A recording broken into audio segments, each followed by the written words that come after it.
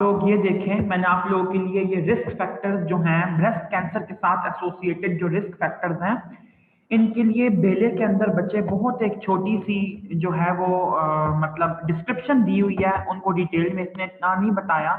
एक सेकेंड जी, मैं ये कह रहा था कि वॉशिंगटन मैनुअल की ये पिक्चर है, ये इमेज है, मैंने वहां से लिया है, जिसके अंदर इसने ब्रेस्ट कैंसर के सारे रिस्क फैक्टर्स को समराइज किया है। ये टेबल फॉर्म में याद करना ज्यादा अच्छा है कंपेयर टू कि बेले की डिस्क्रिप्शन आप लोग रीड करें। अब मैं आप लोगों को बताता हूँ कि इस टेबल को हम लोगों ने रीड कैसे करना है। सबसे पहले बच्चे इस टेबल की जो नीचे डिटेल दिया ना, उसको हम लोग स्टडी करते हैं, फिर मैं आपको बताता हूँ कि इसमें क्या है।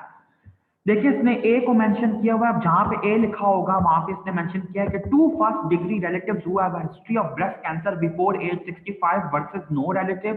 ठीक है, इस डिटेल को आप बेशक नहीं पढ़ते, दैट्स फाइन, लेकिन ये आपने लाजमी पढ़ना है जो नीचे इसने डिस्क्रिप्शन दी है। बीएमआई से बनता है बॉडी मास इंडेक्स, और ओसी से बनता है ओरल कॉन्ट्रासेप्टिव, आरआर से बनता है रिलेटिव रिस्क। कम्युनिटी मेडिसिन में आप लोग पढ़ के आए हैं कि रिलेटिव रिस्क जो होता है वो ये शो करता है कि नॉर्मल की निस्बत एक बंदे में कितना चांस है उस डिजीज के होने का, इसको हम रिलेटिव रिस्क कहते हैं। ठीक है, तो अगर एक पॉजिटिव का साइन है तो 1.1 टू 1.4 टाइम्स रिलेटिव रिस्क है। 2 पॉजिटिव साइंस हैं तो 1.5 से 2.9 तक है। 3 पॉजिटिव साइंस हैं तो 3 से 6.9 तक रिलेटिव रिस्क है। ठीक है, यानी कि 1.5, 3 और 7 टाइम्स तक जो रिलेटिव रिस्क है, ये आप लोगों ने स्टडी करना है कि किस किस रिस्क का अगर कौन कौन सा फैक्टर प्रेजेंट हो तो उसकी वजह से इतना इतना रिलेटिव रिस्क हो सकता है। अब मैं आप लोगों को ये टेबल स्टडी करवाता हूँ। बच्चे देखें, 4 तरह के रिस्क फैक्टर्स इसने मेंशन किए, ये 4 हेडिंग्स हैं। जब आप लोगों को मैं प्रॉफ के अंदर मैं आपको टेस्ट के अंदर जब मैं आपको ये क्वेश्चन दूं तो आप लोगों को मैं पूछूंगा रिस्क फैक्टर्स क्या है ब्रेस्ट कैंसर के, और अगर आप लोगों ने रैंडमली लिखे तो कोई नंबर नहीं मिलने वाले। ये हेडिंग्स में इस तरह लिखे तो ही नंबर मिलेंगे।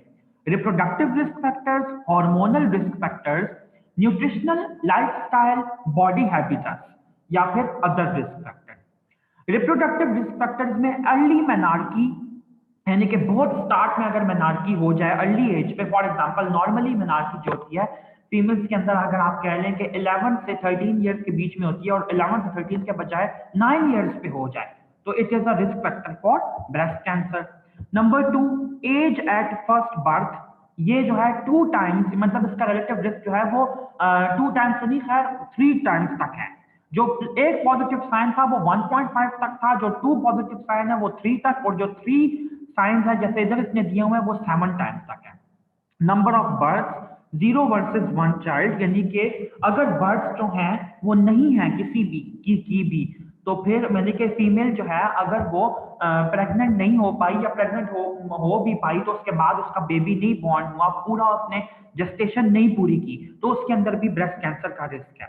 यहाँ पे आगे देखते हैं, अगले पेज पे भी इसने रिप्रोडक्टिव यहाँ पे मेंशन किए हैं फैक्टर्स। एज एट मेनोपॉज भी मेंशन मैटर करती है। अगर लेट मेनोपॉज होगा तो it is also a risk factor for breast carcinoma development, और ब्रेस्ट फीडिंग जो है वो भी एक रिस्क फैक्टर है। अच्छा, नंबर 2 पे जो रिस्क फैक्टर्स आते हैं they are actually hormonal risk factor. Oral contraceptive का यूज जो है it can predispose. Number 2, oestrogen replacement therapy अगर इंडिपेंडेंटली फीमेल ले रही है और प्रोजेस्टेरॉन ऐड नहीं करवा रही तो भी इसका ये भी एक रिस्क फैक्टर है।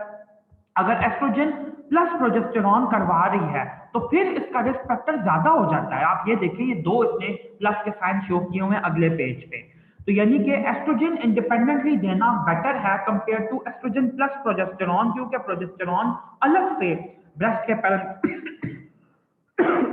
सो सॉरी अलग से ब्रेस्ट के पैरेन्काइमा को स्टिमुलेट करने की एबिलिटी रखता है। ठीक है, उसके बाद चौथे नंबर पे इसने दिया है हाई ब्लड एस्ट्रोजन और एंड्रोजन। अगर ब्लड के अंदर एस्ट्रोजन और एंड्रोजन दोनों के लेवल ज्यादा हो गए हैं, खास तौर पे पोस्ट मेनोपॉजली, फिर तो बहुत ज्यादा रिस्क है ब्रेस्ट कैंसर का। और अगर हाइपर प्रोलैक्टिनिमिया है, ब्लड में प्रोलैक्टिन का लेवल ज्यादा है तो भी रिस्क ज्यादा है, लेकिन सबसे ज्यादा रिस्क जो है वो एंड्रोजन प्लस एस्ट्रोजन के साथ कंबाइंडली एसोसिएटेड है। थर्ड नंबर पे आते हैं न्यूट्रिशनल, लाइफस्टाइल या बॉडी हैबिट्स के risk factors. Obesity, pre menopausal और पोस्ट मेनोपॉजल। जो प्री मेनोपॉजल है उसका रिस्क नहीं एसोसिएटेड ब्रेस्ट कैंसर के साथ। लेकिन जो पोस्ट मेनोपॉजल ओबेसिटी है उसका बहुत ज्यादा रिस्क है। ठीक है, तो अब आप लोग काइंडली इसको, इस मिसकॉन्सेप्शन को, इस मिसपरसेप्शन को दूर करने की कोशिश करें लोगों के दरमियान। कि लोग जो मतलब अक्सर ये मिथ कही गई है खास तौर पे कि जो बंदा मोटा हो तो उसको ब्रेस्ट कैंसर होता है, जो पतला हो उसे नहीं होता। इस तरह का कोई आपको सामने नजर आ रहा है, कोई ऐसा नहीं है एविडेंस हमारे पास। Number 2, adult weight gain. देखिए यहाँ पे इसने दोबारा मेंशन किया है, अगर वेट गेन हुआ है पोस्ट मेनोपॉजली फिर ज्यादा चांस है। ठीक है। नंबर 3 पे अल्कोहल की इनटेक, उसके साथ भी एक एसोसिएशन है। हाइट जो है बच्चे, अगर 5 फीट 7 इंचेस से ज्यादा है, यूजुअली हाइट को अपना भी मेंशन करें, that's totally fine. Physical activity भी नहीं मेंशन करते, कोई बात नहीं। ये वाले फैक्टर्स जितने इसमें लिखे हैं ये मेंशन ना करें आप, दैट्स टोटली फाइन। लेकिन लो इनटेक ऑफ फ्रूट्स और वेजिटेबल्स को लाजमी मेंशन करना है। ठीक है। जो estrogen receptor sensitive breast cancer होते हैं उनका खास तौर पे इंसिडेंट इसी बात से एफिलिएटेड है कि उन पेशेंट्स में फ्रूट्स की या वेजिटेबल्स की जो इनटेक होती है वो कम होती है। अदर रिस्क फैक्टर्स की बात की जाए तो बच्चे आप लोगों को जीन्स का पता है डिफरेंट, जो कि ब्रेस्ट कैंसर के साथ और ओवेरियन कैंसर के साथ एसोसिएटेड है, जिनको हम लोग कॉमनली कहते हैं बरका jeans, BRCA1 and BRCA2 jeans. ठीक है। तो जो ऐसे जीन्स हैं जो कि इनहेरिट होते हैं या फिर जो फैमिली हिस्ट्री अगर किसी जगह पे पाई जाती है, जैसे मदर एंड सिस्टर को है, या फैमिली हिस्ट्री है कि फर्स्ट डिग्री रिलेटिव को है, या ज्यूविश हेरिटेज है। इसके अलावा आप देखें कि आयनाइजिंग रेडिएशन को अगर बहुत ज्यादा एक्सपोजर है, बिनाइन ब्रेस्ट डिजीज है, या फिर मेमोग्राफिक डेंसिटीज अगर बहुत ज्यादा हैं, तो ऐसे केसेस के अंदर आप सस्पेक्ट करते हैं कि ये रिस्क फैक्टर्स हैं टूवर्ड्स द प्रोग्रेशन या towards the development of breast cancer. ये सारे इंपॉर्टेंट जो रिस्क फैक्टर्स है ये मैंने आपको करवा दिए हैं। जी बच्चे, नेक्स्ट जो यहाँ पे रिलेटिव रिस्क हम लोग करने लगे हैं वो बेले की पिक्चर में से है। अब मैं आपको ये क्लियर कर दूं कि वो ब्रेस्ट कैंसर के सारे फैक्टर्स थे जिनका हम लोगों ने रिलेटिव रिस्क स्टडी किया। ये बेसिकली ब्रेस्ट की कंडीशंस हैं। मैं दोबारा रिपीट कर रहा हूं, जो अभी हमने सारी चीजें पहले स्टडी की थी वो ब्रेस्ट के रिस्क फैक्टर्स थे डिफरेंट, जो ब्रेस्ट से रिलेटेड थे या नहीं थे और ब्रेस्ट कैंसर के लिए प्री डिस्पोज कर रहे थे। ये जो सारी आपके पास फिगर कंडीशंस डिस्प्लेड है, ये स्पेसिफिकली ब्रेस्ट की वो कंडीशंस हैं जो कि ब्रेस्ट कार्सिनोमा के लिए प्री डिस्पोज कर भी सकती हैं और नहीं भी प्री डिस्पोज कर सकती। तो बच्चे, इस टेबल में से हमें प्रॉफ के अंदर एमसीक्यू आ चुका है। मैं आप लोगों को बताता हूं कि वो एमसीक्यू क्या था। काइंडली इस एमसीक्यू को नोट कर लीजिए। पहले मैं आपको एमसीक्यू बता दूं। एमसीक्यू हमें आया कि एक फीमेल पेशेंट है जो कि एटिपिकल हाइपरप्लेजिया, उसको लोब्यूलर एटिपिकल हाइपरप्लेजिया, तो उसको इनमें से क्या हो सकता है? और ऑप्शन दिए थे, no increase risk of breast cancer, slightly increase risk of breast cancer, moderately increase risk of breast cancer. ठीक है। या प्री या फिर रेडिली डेवलपिंग ब्रेस्ट कैंसर। ये चार इंपॉर्टेंट ऑप्शन थे। तो अब आपके सामने देखें, यहाँ पे क्लियरली बिल्कुल मौजूद है कि जो मॉडरेटली इंक्रीज रिस्क है 5 टाइम ज्यादा इसको हम कहते हैं। ठीक है, ये याद रखना एमसीक्यू है। मॉडरेट रिस्क हम लोग कहते हैं जब 5 टाइम ज्यादा एसोसिएशन हो। स्लाइटली इंक्रीज कहते हैं जब 1.5 टू 2 टाइम ज्यादा एसोसिएशन हो। और नो इंक्रीज का आपको ऊपर दिया हुआ है। अब देखिए कि नो इंक्रीज रिस्क में क्या क्या आ सकता है। एडिनोसिस आ सकता है। ठीक है। स्क्लेरोजिंग या फ्लोरेट टाइप का एडिनोसिस बेसिकली यही होता है कि जो एपिथेलिया है, जो ग्लैंडुलर कंपोनेंट है, एपिथेलिया जो ग्लैंड्स बना रही हैं, वो अगर अंडरलाइन मस्कुलर कंपोनेंट में इन्वेड कर जाएं तो that is actually known as, बल्कि एडिनोसिस के केस में, सॉरी ये नहीं है, वो एडिनोमायोसिस के केस में है जो कि यूट्रस में हम स्टडी करते हैं। एडिनोसिस के केस के अंदर सिंपल एक्सेनायर फॉर्मेशन है। Apocrine metaplasia, cyst, duct ectasia, fibroadenoma, fibrosis, hyperplasia, mastitis, periductal mastitis और स्क्वामस मेटाप्लेजिया। इवन जो मेटाप्लेजिया है वो भी इंक्रीज रिस्क फैक्टर नहीं है until and unless metaplasia develops into dysplasia. ठीक है। डिस्प्लेजिया अगर होगा या हाइपरप्लेजिया होगा तो फिर इंक्रीज रिस्क होगा। स्लाइटली इंक्रीज रिस्क में आ सकता है हाइपरप्लेजिया या फिर papilloma formation. Moderately increase risk में एटिपिकल हाइपरप्लेजिया। और इनसफिशिएंट डाटा जो है वो दिया गया है कि मतलब इसके बारे में अभी हमें ऑब्वियस नहीं है, तो इसके अंदर आ जाता है बच्चे सॉलिटरी पेपिलोमा। ठीक है। और जो रेडियल स्कार लीजन होता है, ये दोनों बहुत इंपॉर्टेंट इसके अंदर कैरेक्टरिस्टिक्स हैं।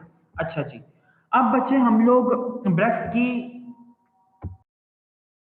ओके बच्चे, मैंने आप लोगों के लिए ये एक इमेज निकाला है, ठीक है। श्वार्ट्ज की सर्जरी से मुझे लग रहा था कि मेरे पास सेव्ड है, लेकिन वो मेरे पास सेव्ड नहीं था। सो सॉरी, इसलिए आपका टाइम लिया मैंने। तो श्वार्ट्ज की सर्जरी के अंदर इसने डिफरेंसेस दिए हुए हैं लोब्यूलर कार्सिनोमा इन साइटू और डक्टल कार्सिनोमा इन साइटू के बारे में। बच्चे, ये डिफरेंसेस आना बहुत ज़्यादा ज़रूरी है। आप लोगों को कंपैरिजन का ये क्वेश्चन आ सकता है। मैं सारे डिफरेंसेस करने का आप लोगों को नहीं कह रहा, लेकिन जो इंपॉर्टेंट डिफरेंसेस मैं आपको हाईलाइट करवा रहा हूँ, इससे आपकी फोर्थ ईयर की पैथोलॉजी की इंपॉर्टेंट बातें भी रिवाइज हो जाएंगी और सर्जरी के जो एमसीक्यूज खास तौर पे इस टॉपिक में से आते हैं वो भी आप लोगों को सॉल्व हो जाएंगे, ठीक है। तो कार्सिनोमा इन सीटू जो होता है ये बहुत इंपॉर्टेंट लीजन है ब्रेस्ट के कैंसर को स्टडी करने से पहले। उसके बाद हम लोग, ये तो कार्सिनोमा इन सीटूज है ना, यानी कि ऐसे कैंसर जिन्होंने बेसमेंट मेम्ब्रेन को अभी इन्वेड नहीं किया। जो बेसमेंट मेम्ब्रेन को इन्वेड कर जाते हैं दे आर ट्रू कार्सिनोमास, और उनकी डिटेल अभी हम लोग आगे पढ़ेंगे, ठीक है। तो सबसे पहले आप ये देखें कि लोब्यूलर कार्सिनोमा इन सीटू और डक्टल कार्सिनोमा का जो एज इंसिडेंस है, तो लोब्यूलर कार्सिनोमा इन सीटू जरा अर्ली एज पे हो जाता है 45 से 48 इयर्स के बीच में, और डक्टल कार्सिनोमा इन सीटू 55 से 59 या 55 से 60 इयर्स की एज में। आप ये कहें कि ductal carcinoma in situ later presentation है। नंबर 2, ज्यादा कॉमन जो है वो डक्टल कार्सिनोमा इन सीटू और लेस कॉमन ये जो इंसिडेंट इसमें लिखा है वो लोब्यूलर कार्सिनोमा इन सीटू है। नंबर 3, क्लिनिकल साइंस की अगर बात की जाए तो लोब्यूलर कार्सिनोमा इन सीटू एक ऐसा लीजन है जो कि ऑकल्ट फॉर्म में होता है, इसी क्लिनिकल साइंस उसके नहीं होते यूजुअली, ठीक है। तो वो ऑकल्ट रह जाता है, इसीलिए मैंने आप लोगों को ये पहले बात करवाई थी जब मैंने ब्रेस्ट की इन्वेस्टिगेशन लिखवाई, तो मैंने कहा था कि एमआरआई की इन्वेस्टिगेशन हम लोग परफॉर्म करते हैं कॉन्ट्रालैटरल ब्रेस्ट के अंदर लोब्यूलर कार्सिनोमा इन सीटू, या उसी ब्रेस्ट के अंदर लोब्यूलर कार्सिनोमा इन सीटू का इंसिडेंस देखने के लिए एमआरआई बहुत यूजफुल इन्वेस्टिगेशन है, क्योंकि ये यूजुअली ऑकल्ट रह जाता है। नंबर 2, जो डक्टल कार्सिनोमा इन सीटू होता है वो यूजुअली प्रेजेंट करता है डक्टल की इन्वॉल्वमेंट की वजह से मैस, निपल डिस्चार्ज या पेन के साथ। मैमोग्राफिक साइंस की बात की जाए तो लोब्यूलर कार्सिनोमा इन सीटू का कुछ नहीं होता, लेकिन ductal carcinoma in situ usually microcalcification show करता है।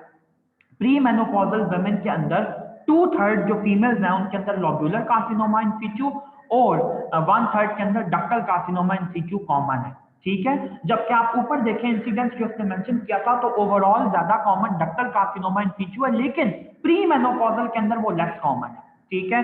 उसके बाद अगर मल्टीसेंट्रिसिटी की बात की जाए तो इसके बहुत सारे फोसाई आपको मिलते हैं जगह जगह पे, यानी कि एक ही ब्रेस्ट के अंदर, फॉर एग्जांपल अगर ये 2 ब्रेस्ट्स हैं तो इनके अंदर अगर ये लोब्यूलर कार्सिनोमा इन सीटू आपको एमआरआई पे मिला है तो आपको जगह जगह पे और भी 2-3 जगहों पे मिलेगा। तो इसकी मल्टीसेंट्रिसिटी या फिर मल्टीपल फोसाई होना ज्यादा कॉमन है compare to ductal carcinoma in situ. Bilaterality ज्यादा कॉमन है लोब्यूलर कार्सिनोमा इन सीटू में compare to ductal carcinoma in situ, और यही बात मैंने आपको स्टार्ट में भी बताई थी कि लोब्यूलर कार्सिनोमा इन सीटू के केसेस जो होते हैं वो बायोलैटरली ज्यादा कॉमनली प्रेजेंट करते हैं compare to ductal carcinoma in situ के केसेस। उसके बाद एक्सिलरी मैक्स जो होते हैं वो दोनों के अंदर ही लेस कॉमन है, लेकिन डक्टल में ज्यादा है कंपेयर टू लोब्यूलर कार्सिनोमा, ठीक है। और सब्सिक्वेंट कार्सिनोमास, इससे रिलेटेड हमें प्रॉफ के अंदर 4th ईयर में भी एमसीक्यू आ चुका है, फाइनल ईयर के अंदर भी एमसीक्यू आ चुका है। आप लोग भी इसको नोट कर लीजिए कि अगर किसी एक बंदे में, किसी एक फीमेल में लोब्यूलर कार्सिनोमा इन सिटू का लीजन आपको मिलता है इमेजिंग की फाइंडिंग पे, तो वहां पे कार्सिनोमा आपको कहां मिलेगा? कार्सिनोमा आपको इप्सिलैटरल ब्रेस्ट में भी मिलेगा और कॉन्ट्रालैटरल ब्रेस्ट में भी मिलेगा। ये बहुत इंपॉर्टेंट बात है। सब्सिक्वेंट कार्सिनोमा की लैटरलिटी बायलैटरल होती है लोब्यूलर कार्सिनोमा इन सिटू के केस में, ठीक है। यहाँ पे छोटी सी एग्जांपल दे रहा हूँ, याद रखिएगा। फॉर एग्जांपल ये बॉडी का लेफ्ट साइड है, ये राइट साइड है। लेफ्ट साइड की ब्रेस्ट में अगर डक्ट के ऊपर कार्सिनोमा इन सिटू है, जिसको मैं कहता हूँ डक्टल कार्सिनोमा इन सिटू, तो आपको एमसीक्यू ये दिया जाएगा कि लेफ्ट साइड का डक्टल कार्सिनोमा इन सिटू में आप ट्रू कार्सिनोमा किस ब्रेस्ट में सस्पेक्ट करेंगे, राइट में या लेफ्ट में?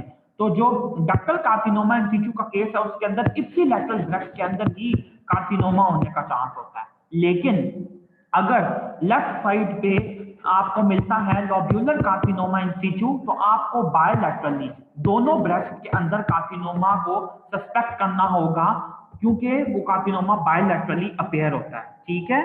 दूसरी एक और बात ये कि जो हिस्टोलॉजिक टाइप होती है, यानी कि लॉब्यूलर कार्सिनोमा को जब आप स्टडी करते हैं तो लॉब्यूल्स के अंदर तक डक्ट जा रहे हैं, तो हिस्टोलॉजिक मॉर्फोलॉजी पे डक्टल जो टाइप होती है, जो डक्टल अपीयरेंस होती है, वो दोनों के अंदर आपको मिलती है। ये बहुत इंपॉर्टेंट बातें थी जो मैंने आप लोगों को यहाँ पे बताई हैं। You are not going to ignore them, और इनको आप लोगों ने डिटेल में करना है, इनके डिफरेंसेस को। अब एक और बहुत इंपॉर्टेंट फोर्थ ईयर से रिलेटेड आपकी एक और बात कि डक्टल कार्सिनोमा इन सीटू की क्लासिफिकेशन क्या होती है, ठीक है। जरा गौर से देखिएगा, यहाँ पे इसने मेंशन किया है हिस्टोलॉजिक टाइप, सब टाइप कौन सी है, डिटर्मिनिंग कैरेक्टरिस्टिक्स क्या है जिसकी बेस पे हमने उसको हिस्टोलॉजिक सब टाइप का नाम दिया है, और आगे उसने मेंशन किया है कि डक्टल कार्सिनोमा इन सीटू की ग्रेडिंग क्या है, हाई ग्रेड है, इंटरमीडिएट ग्रेड है या लो ग्रेड है। तो सबसे पहले आप ये देखें, जो कोमिडो वैरायटी का डक्टल कार्सिनोमा इन सीटू होता है, इसके अंदर न्यूक्लियर ग्रेडिंग हाई होती है और नेक्रोसिस भी एक्सटेंसिव होता है, ठीक है, और ये high grade ductal carcinoma in situ होता है।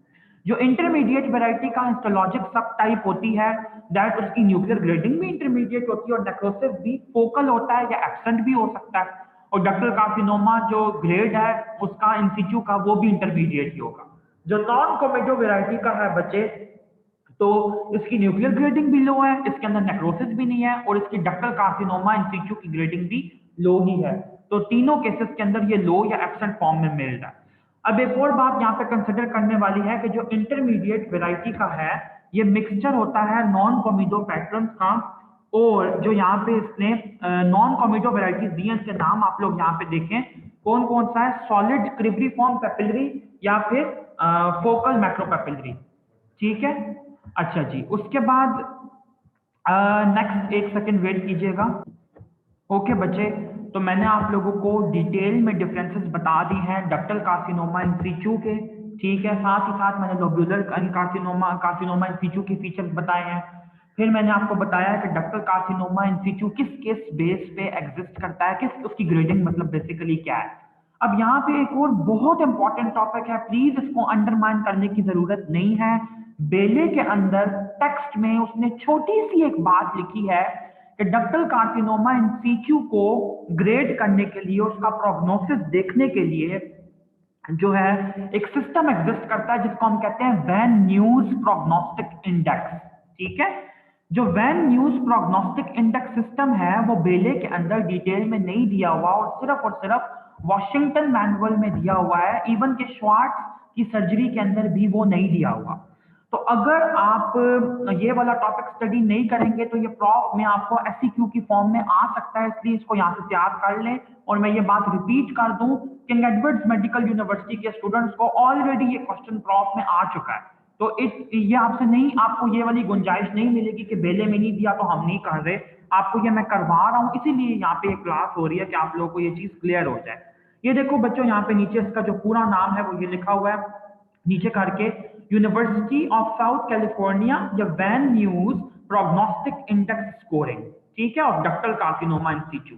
यहाँ पे एक बात के उसने नीचे डिस्क्रिप्शन लिखी है, पहले हम इसको रीड कर लेते हैं। डक्टल कार्सिनोमा इन सीचू की प्रोग्नोसिस के लिए a score ranging from 1 for lesions with best prognosis to 3 for lesions with the worst prognosis is given for each of the 4 prognostic indicators, thus establishing a range of 4 best prognosis to 12 worst prognosis for total score।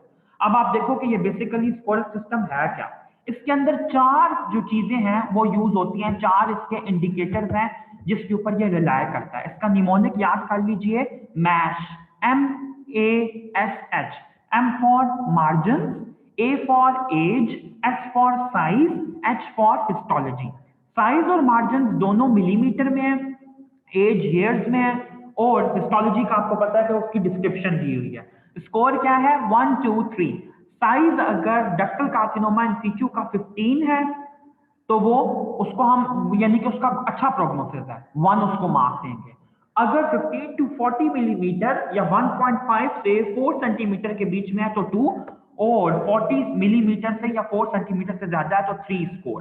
Margin अगर 10 है, 10 millimetre तक मतलब उसने expand किया, और अगर आपको वो एक्सरसाइज करनी पड़ रही है तो 1 स्कोर। मार्जिन अगर 1 से 9 तक हैं तो बचे 2 स्कोर, और मार्जिन अगर 1 से कम है ठीक है, 1 मिलीमीटर से भी कम है तो फिर 3 स्कोर। अच्छा, उसके बाद हिस्टोलॉजी की अगर हम देखें तो ग्रेड है इसका 1-2 without necrosis, grade 1-2 with necrosis and grade 3 with और विदाउट नेक्रोसिस। ये जो मैंने अभी आपको DCIS की ग्रेडिंग करवाई है, ये उस हिस्टोलॉजी की बात हो रही है। एज अगर ग्रेटर देन 60 है तो 1, ठीक है, और अगर 2 तब देंगे जब 40 to 60 के बीच में हो रहा है, और अगर यंग पेशेंट में हो रहा है फिर वर्स प्रोग्नोसिस है। ओल्डर एज के अंदर हो रहा है तो अच्छा प्रोग्नोसिस है। तो ये पूरा आपने जो टेबल है इसको याद करना है। डक्टल कार्सिनोमा इन सीटू का टॉपिक इसी के साथ कंप्लीट होता है। जो उसकी सर्जरीज हैं वो ब्रेस्ट के कैंसर की सर्जरीज के लॉन्ग पढ़ते हैं। अब हम लोग देखते हैं इन्वेसिव डक्टल कार्सिनोमा क्या होता है।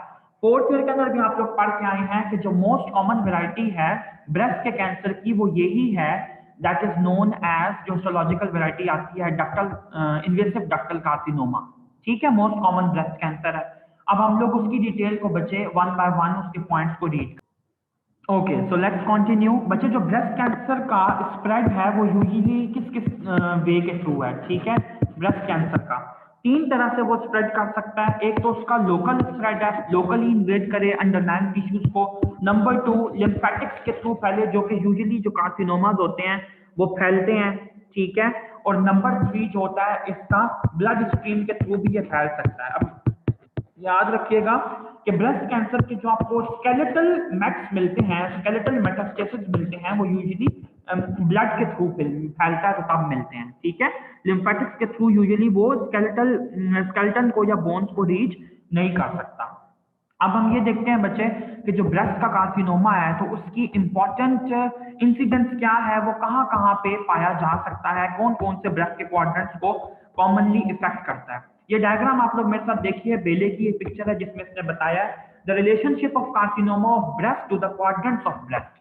ये देखें, आपने याद रखना है, ये जिसने ट्राइंगल शो किया है इट इज एक्चुअली शोइंग कि ये एक्सिला है, ठीक है।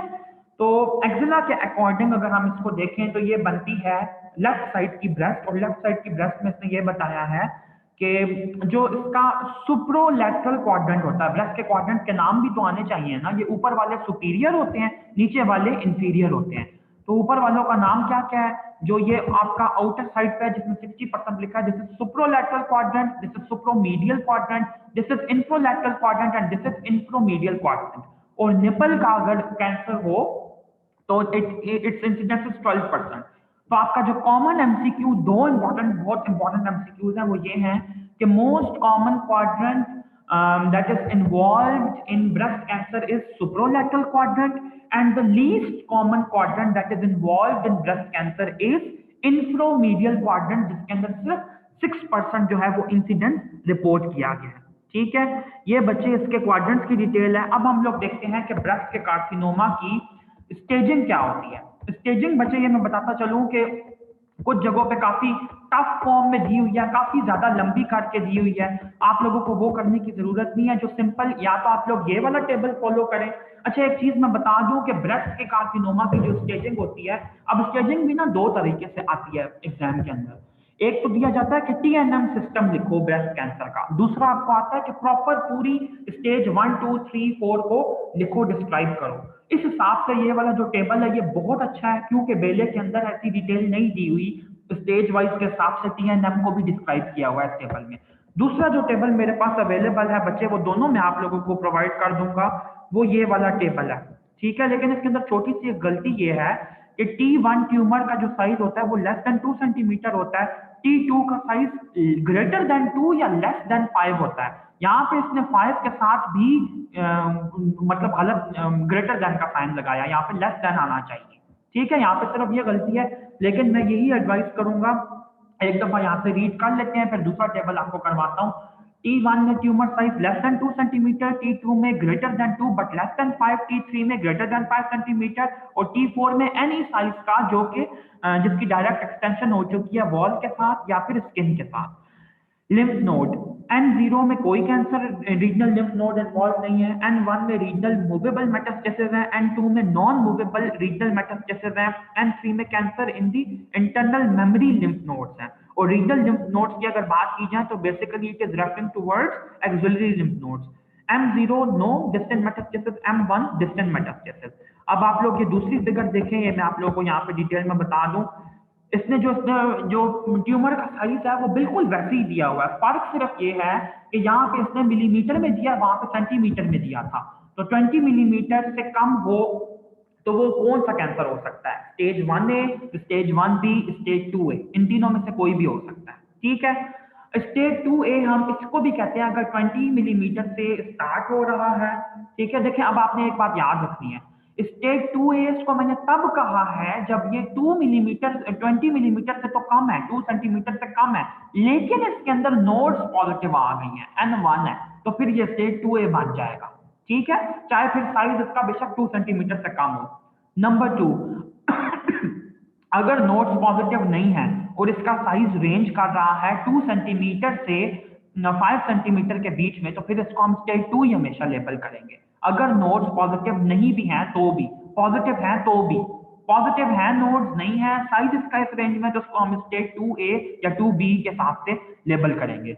स्टेज 3 की अगर बात की जाए तो साइज 5 सेंटीमीटर से ज्यादा हो चुका है और N2 की इन्वॉल्वमेंट, अब ये N1 N2 क्या है इसकी डिटेल में आपको ये पढ़ा दूं, फिगर के नीचे दी हुई है। N1 है 1 to 3 axillary lymph nodes involved or internal memory nodes with metastasis detected by a biopsy. N2 है 4 to 9 axillary lymph nodes involved or clinically detected internal memory nodes, और N3 है less than 10 axillary nodes, less than or equal to 10 axillary nodes। ठीक है, ये इसने lymph nodes की proper इसने definition बता दी हैं, या इसने क्राइटेरिया बता दिया कि कौन कौन सी लिम्फ नोड्स के कितने नंबर होने चाहिए, तो हम उसको स्टेज वैसे करेंगे। स्टेज 3B के अकॉर्डिंग देखिए एक्सटेंशन हो चुकी है, चाहे नोडल स्टेटस जो भी हो, लेकिन अगर एक्सटेंशन हो चुकी है चेस्ट वॉल या स्किन में, स्टेज 3C में कोई भी साइज हो, और अगर आपको 10 या 10 से ज्यादा नोड्स मिले, तो you are simply going to label it stage 3C। और स्टेज 4 में कोई भी साइज हो, कोई भी इन्वॉल्वमेंट हो, फर्क नहीं पड़ता अगर वो मेटास्टेसाइज कर चुका है। तो अब आपको एक बात बिल्कुल क्लियर कट होनी चाहिए कि मेटास्टेसिस अगर आपको मिलता है, आपको सिनेरियो में दिया जाता है कि ब्रेस्ट कैंसर मेटास्टेसाइज कर चुका है, तो you are simply going to label it stage 4। कोई किसी आर्ग्यूमेंट में पढ़ने की जरूरत बिल्कुल भी नहीं है। ठीक है, वेट कीजिएगा एक सेकेंड। ओके बच्चे, अब ये बेले के आपको दो इंपॉर्टेंट ब्लू बॉक्सेस पहले बता दूं, फिर हम लोग इसके ट्रीटमेंट को डिटेल में स्टडी करते हैं कि ऑपरेबल ब्रेस्ट डिजीज हो तो उसका एल्गोरिदम क्या होता है उसको मैनेज करने का। सबसे पहले लोकल कंट्रोल को अचीव करें। लोकल कंट्रोल अचीव करने से मुराद ये है कि जहां पे ब्रेस्ट की पैथोलॉजी मौजूद है उसको एक्सरसाइज करने की कोशिश करें। नंबर 2 पे इसने बताया एक और अप्रोच ये है अप्रोप्रिएट सर्जरी की जाए। अब वो अप्रोप्रिएट सर्जरी कैसे, क्या उसमें हो सकता है? वाइड लोकल एक्सिजन, ठीक है, जिसके अंदर आप लोकली मैप को एक्सरसाइज करें, क्लियर मार्जिन आप ऑब्टेन करें और साथ रेडियोथेरेपी को इंडिकेट करें। और मैंने आपको पहले ही ये क्लियर किया है कि रेडियोथेरेपी यूजुअली हम लोग ब्रेस्ट कंजर्वेशन सर्जरी के अंदर इंडिकेट करते हैं। अच्छा, अगर वाइड लोकल एक्ससिजन नहीं करना तो फिर आप क्या कर सकते हैं? मैस्टेक्टमी कर सकते हैं अगर पूरी ब्रेस्ट की इन्वॉल्वमेंट है, और साथ रेडियोथेरेपी ऑफर कर सकते हैं। ठीक है, इसके साथ बच्चे एक चीज आपने लाजमी मेंशन करनी है जो कि प्लास्टिक सर्जरी के कंसर्न में बहुत इंपॉर्टेंट है, ऑफर रिकंस्ट्रक्शन इमीडिएट और डिलेड। या तो आप पेशेंट का कैंसर रिमूव करके साथ ही साथ ब्रेस्ट को रिकंस्ट्रक्ट कर दें उसी वक्त इमीडिएटली, या फिर उसको बाद का टाइम दे के दोबारा उसको बुला के रिकंस्ट्रक्शन करें अगर पेशेंट विलिंग है तो, कॉस्मेटिक अपीयरेंस को इंप्रूव करने के लिए।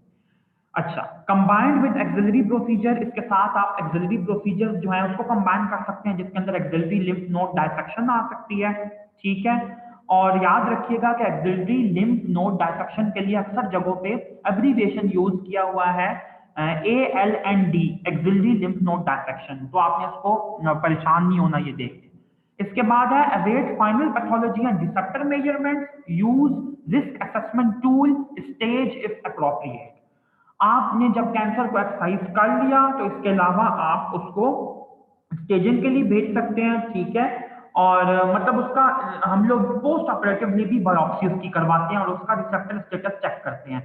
रिसेप्टर स्टेटस से मुराद ये है कि वो एस्ट्रोजन पॉजिटिव है, प्रोजेस्टेरॉन पॉजिटिव है, कौन सा पॉजिटिव है, HER2 पॉजिटिव है, इसके हिसाब से प्रोग्नोसिस डिटरमिन होता है। उसके बाद तीसरी अप्रोच इसने दी है treat risk of systemic disease, यानी कि सिस्टेमिक डिजीज अगर मेटास्टेटिक कोई आप लीजन सस्पेक्ट कर रहे थे तो फिर offer chemotherapy if prognostic factors are poor, include Herceptin if HER2 positive, Radiotherapy as decided above and hormonal therapy if estrogen receptor or progesterone receptor positive. और हम ये पहले स्टडी कर चुके हैं कि hormonal therapy pre menopausal women के अंदर टमॉक्सिफेन से दी जाती है और hormonal therapy post menopausal women के अंदर एनास्ट्राजोल से दी जाती है। इसी के साथ आपका जो ऑपरेबल ब्रेस्ट कैंसर का ये मैनेजमेंट है ये कंप्लीट होता है। नेक्स्ट एक और यहाँ पे ब्लू चार्ट मौजूद है जिसके अंदर इसने बताया कि अगर बहुत अर्ली ब्रेस्ट कैंसर हो तो उसके अंदर हम लोग क्या करते हैं। Aims of treatment are cure likely in some patients but late recurrence is possible, control of local disease in breast and axilla, number 3 conservation of local form and function, and number 4 prevention or delay of occurrence of distant metastasis। ये वाला table काफी important है, आप लोगों को prof के अंदर आ सकता है कि 4 प्रिंसिपल्स लिखिए अर्ली ब्रेस्ट कैंसर को ट्रीट करने के लिए, तो आप लोगों ने ये डिटेल इसकी फर्दर लिखनी है। एक और चीज मैं यहाँ पे क्लियर कर दूं कि आपकी बेले एंड लव के अंदर जो हर प्रोसेस की डिटेल दी हुई है उसको फुल रीड करने की जरूरत नहीं है। मैं उन प्रोसेसेस की छोटी सी एक डिटेल है, मैं लेक्चर का न्यू लिंक भेज रहा हूँ, जल्दी से वापस आइएगा, 5 मिनट का लेक्चर रहता है and then you are over.